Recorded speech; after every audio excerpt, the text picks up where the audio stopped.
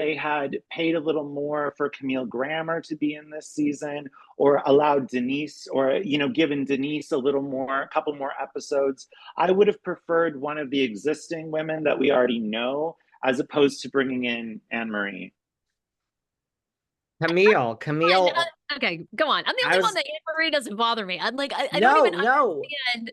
This is my big revelation. You know, there's something about me when someone becomes an underdog. I start to really, I liked Diana Jenkins. I didn't hate her.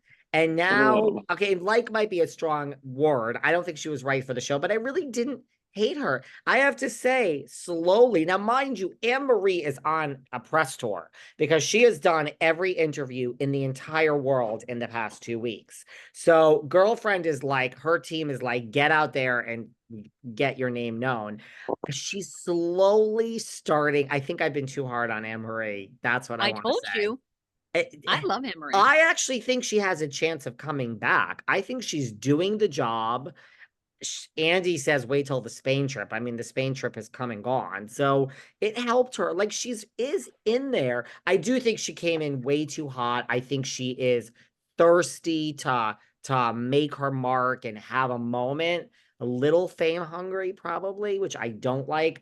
But she's slowly growing on me. She's slowly growing on me, this Annemarie. The more people hate her universally, the more I'm starting to see she's speaking up and she's doing the job. So I'm thinking maybe, Sarah, I'm starting to see your point of view on this one.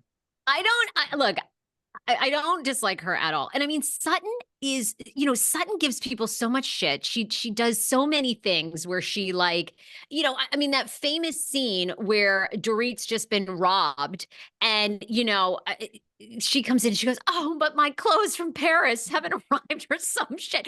I mean, It's like, is it really that terrible that Annemarie is questioning her eating and, like, you probably don't have a real esophagus thing? And we're never going to find out if that's true or not, because clearly people don't have to disclose their health issues. I really hope she can, I hope she can bring a level of, you know, she has a high career, you know, a career that does take a lot of education, a lot of practice. And I feel like, I hope Annemarie can learn some lessons from the professor, who I think wanted the professor. I think we wanted the professor. I think we wanted Wendy Osefo to sort of have like a level of, you intellect. Know, right. She did season 1. Right. I hope Annemarie doesn't lose that as we go on. One thing I will give her credit for was that, to your point about Sutton is, I feel like Sutton gives a lot of shit, but she also gets a lot of shit because Sutton is authentically herself. Yes. And she's very easily rattled. And they bully her. They know that they're going to get a reaction out of her because she is so authentic and in the moment and has no self-awareness. She's not a calculated person like some of them. Kyle is a calculated person.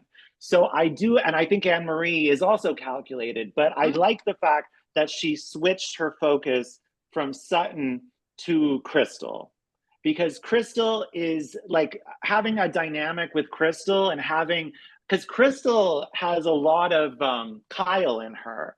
Crystal has a lot of she's calculated. She's very calculated. I think she was like probably, well, anyway, I shouldn't say anything negative about Crystal. I love Crystal, but I do say something negative about Crystal. We trash everybody. I do. Yes. I can see like the mean girl quality in her and her ability to put out information, to repeat things that other people said and sort of twist it a little bit and, you know, misportray what people said.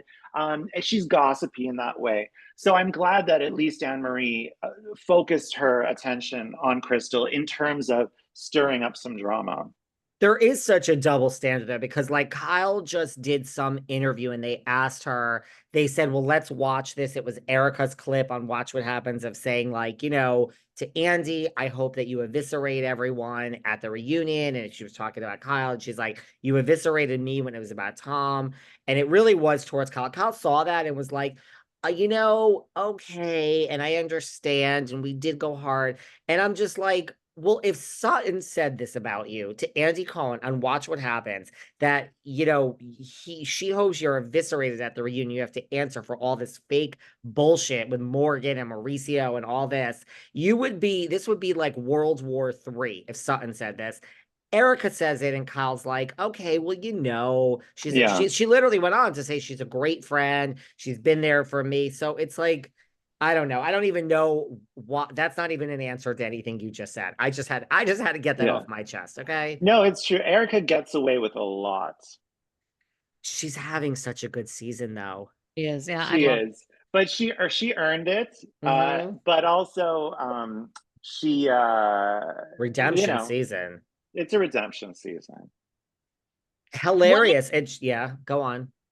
No. Finish away. Because I was going to say, now that we're talking about EJ, I wanted to see what you guys thought of Housewife and the Hustler Part 2. Well, I also just wanted to say about Annemarie, like, where are, other than the one initial scene, like, have her scenes alone been cut, and is she being phased out because of Marcus and all the, you know, allegations against him? Where are her alone scenes? Where are they? I mean, you think about it, you even see Crystal has her brother, she has Rob, and she has that. I mean, obviously it's produced. They say to Crystal, okay, your housekeeper, she's interesting, throw her in there. Sutton, obviously, Avi.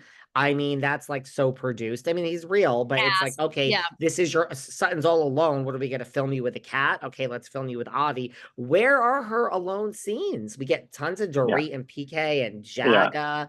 It's like, that is what's really strange to me of, like, I don't know what happened to her alone scenes. I mean, to your point, Daniel, that's why we're not getting to know her. Yeah, I think she's going the way of Diane Jenkins, I think. Well, if that's the case, this cast needs a change. I think. You do? Listen, it's highly rated. The only thing higher rated right now than it is Vanderpump Rules. Vanderpump got a 1.3. This got like a 1.1.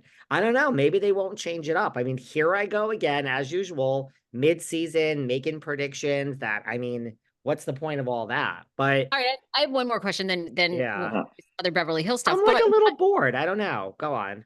But for me, can I just say one thing? I like the fact that it's a little more low risk this season. I'm happy with a nice light season, like something like a season. I needed a season 6. It was getting so dark with Lisa Rinna, and when it comes to people's marriages and sister relationships where families are being broken up, like, it was so dark. And also the stuff with Erica where it was getting into true crime almost. I needed like a breather, and I'm okay with, you know, it's sort of, for me, this is like a reset season. I was just gonna say a reset. That's a totally what. Yeah, me too. And like, I do like a season where it's everyone. Wait, Crystal is fighting with Annemarie right now. Wait, Crystal's fighting with Dorit. Like, that's happening. This is like, I really like it now. Erica and Sutton and Kyle are having a bond.